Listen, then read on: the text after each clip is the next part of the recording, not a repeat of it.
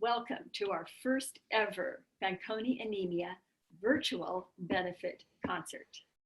These are challenging times, are they not? So many things have changed in all of our lives, including this event. Every single year, I really look forward to going to President Michael Schill's beautiful home. Music in that environment is simply spectacular. Most important of all, though, I like the chance to greet all of you and to thank you in person for everything you have done for our research fund. Well, this year that's obviously not possible. I'm still delighted that we are all able to be at this concert via Zoom. Over the past 21 years, Sharon has held a benefit concert every single year, and she has raised $371,000 as a result of her efforts. So thanks to Sharon's hard work and your tremendous generosity, we've been able to push scientific discovery ahead as rapidly as possible. I'm so grateful to all of you for your terrific help. This past year, we were able to give 12 new research grants to promising projects. And just recently, our board of directors met and we voted to fund a continuation grant. I'd like to spend just a few minutes talking about that project because of its huge therapeutic potential. As many of you know, all of you who've come to these concerts year after year know that cancer is the leading cause of death in our young adult population. One study out of Germany, unpublished, but an important study a couple of years ago, found that over 50% of individuals with FA by the time they are in their mid-30s have experienced cancer. It's a huge, huge problem, and these cancers occur way too early. Most of them are found in the oral cavity, about 65%. And one of the huge problems we've encountered is that way too often they are diagnosed too late. A study published 4 years ago, and this was a study of 35 FA patients with cancer, found that fully 56% of those cancers were diagnosed as stage 4 cancers when they were first discovered. Others were stages 3 and 2. And really, all 3 of those categories are too late for a successful outcome. We need to find these cancers when they're still pre-malignant or stage 1 cancers for a very successful surgical intervention and getting rid of the cancer. In the general population, if someone has cancer, the cancer can be treated with chemotherapy and radiation therapy. But with our disease, those types of therapies are just way too toxic. They kill the good cells as well as the cancer cells, and the outcomes are usually very, very poor. So in this one crucial part of this disease, we have not been successful. Several years ago, a group of researchers, a clinician, a treating physician, the head of the German support group, got together and decided to implement an entirely different way of trying to identify cancers at a much earlier stage. And this is what they did. For years, they've been coming to all of our family meetings, the adult meetings, and meetings throughout the world. If a patient cannot get to that meeting, they were very willing to go to that individual's house. They've been examining the oral cavities of these individuals, looking for worrisome lesions. Our cancers arise out of lesions. If there are no lesions in the mouth, you're not going to have cancer either. When they see a worrisome visible lesion, they do a brush biopsy of the lesion. It's painless. It's very well accepted by all of our individuals with FA. And then those brush biopsies are sent to Dusseldorf, Germany. And there a group of researchers examines those brush biopsies and determines if they believe this is a benign lesion or a malignancy. And if malignancy, then they stage it. It's either pre-malignant or stage 1, 2, 3, 4. They recently published their results. And I know for a fact that even these researchers were simply shocked at how accurate this procedure has been. Every single time they determined that this was cancer, they were correct 100% of the time. If they felt that the lesion was benign, they were correct 92% of the time. But most impressive of all to me is the fact that when they looked at the staging results, they found that 63% of those cancers were either pre-malignant or stage 1 malignancy. They were all surgically removed. In their recent publication, they declared that the 15 patients that fell into those two categories were alive and well, and that cancer had not recurred. So outcomes were just spectacular. And this last year, they asked us for $715,000, a lot of money, to do a 3-year expansion of this initial project. They really want to train people in the United States to do the very same thing that they've been able to do in Germany. For our little research fund, that's an awful lot of money. Our typical grant isn't anything like that, but this was so important for the welfare of our patients that we felt that we absolutely needed to support this work, and so we voted to approve it. We could never, ever afford to do that kind of project if it were not for the generosity of everybody who's supporting our research fund. So once again, tons and tons of thanks to all of you. You are really helping us extend the lives of individuals with this awful disease. Cannot ever thank you enough for that. And now it's my great pleasure to introduce to you Dr. Richard Gelinas, a wonderful scientist. Rich has been with our research fund since the very beginning. He came to our first science meeting way back in 1989, when just 13 scientists sat around a little table and tried to come up with where do we go from here to get our minds around this awful disease. Rich has come to every single scientific symposium. He goes to many of our family meetings, gives a talk. He really does give a lot of hope to the families at those meetings, because he talks about what we're supporting now and what we hope is going to happen in the near future. Gives them tons of encouragement. Rich has been on our board of directors, on our scientific advisory board, and he's part of a small committee of scientists, a couple of parents, treating physicians, who analyze the grant proposals that we get and determine if we should fund them or not. So he's just been invaluable to all the work that we've been doing over all of these years. So with a great deal of pleasure, Rich, I'm going to hand you this virtual microphone. Thanks, Lynn. It's a genuine pleasure to continue the themes that Lynn has started of applying new ways to prevent cancer in patients with Fanconi anemia, or treating patients that might be at high risk for cancer. One area the research fund is sponsoring could be not only important for Fanconi, but for the entire field of bone marrow transplantation, which is research to make preparation of patients ready for a transplant without using radiation or toxic chemicals. This non-toxic conditioning method is being tested in the United States right now. The need is simply to prepare a patient to receive either a conventional bone marrow transplant or a type of gene therapy. What's important will be to remove residual cells that might be a source of leukemia. Proper conditioning also helps encourage the growth of the transplanted marrow. As I say, this could help the entire field. Could also help a new form of cancer prevention, which would be to add an entire gene, a corrected gene, to a patient with Fanconi anemia. Let's talk more about that. The gene addition therapy procedure is in the clinical trial stage for Fanconi anemia. The overall goal is to add a new gene with a correct copy of an FA gene, using a virus to carry it into marrow cells, which have been collected from a patient. So it's a form of a self-transplant or an autologous transplant.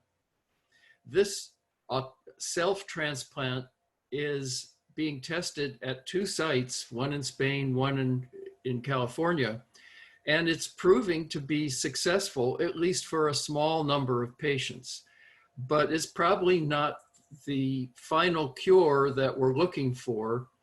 The problem is not with the method so much as the basic problem in Fanconi anemia, which is people with Fanconi anemia do not have normal bone marrows. They have very few bone marrow cells, and what cells are present are stressed and are likely to die soon.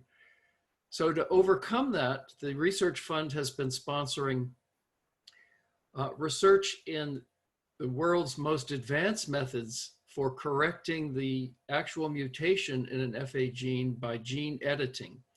This field is growing very rapidly, and two of the newest methods are perfectly capable of working in patient cells that are defective in some of the cancer surveillance processes. So to me, that's extremely encouraging, but I would almost consider it a breakthrough because we're now learning that there is a way using chemical nanoparticles to deliver the gene editing reagents directly to cells. This could mean an in vivo therapy for preventing leukemia and also for preventing head and neck cancer, because the oral cavity is where head and neck cancer arises, and that's at least as accessible as the bone marrow.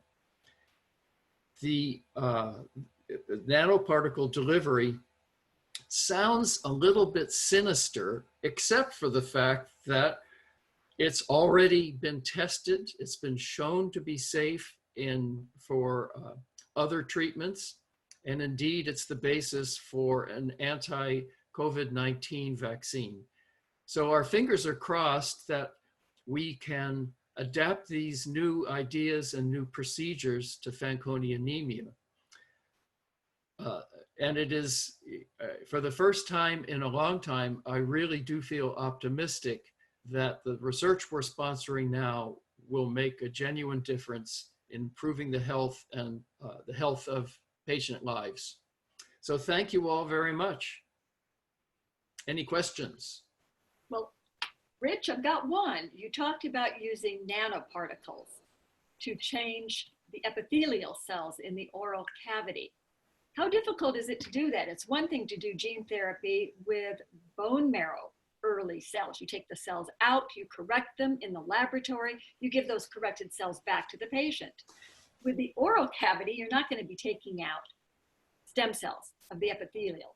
You've got to be able to target those specific cells. Do you really think that using nanoparticles, one is going to be able to do this? And if so, what is your guesstimate is the time frame when that might be an effective therapy? Well, that's an excellent question. But I think the nanoparticle approach will provide the answer. Some of the most recent work we've heard about from an investigator that we've helped in the past is able to add an address label to the nanoparticle to let the nanoparticle seek out a target cell of interest. There's a parallel as well with the anti-COVID-19 virus. There is a chemical method to deliver that vaccine to cells of the immune system, and we can learn from the success of that method as we build a nanoparticle that's appropriate for Fanconi, that carries an address for cells in the oral cavity, the stem cell. A slightly different particle could carry an address for the bone marrow stem cell. We've never been able to design experiments that could benefit every patient with such a potentially very safe method. Thanks, Lynn. Excellent question. And now it's my pleasure to introduce Sharon Schuman, who will tell us about the music we're going to hear. Thank you all very much. Thank you so much, Rich.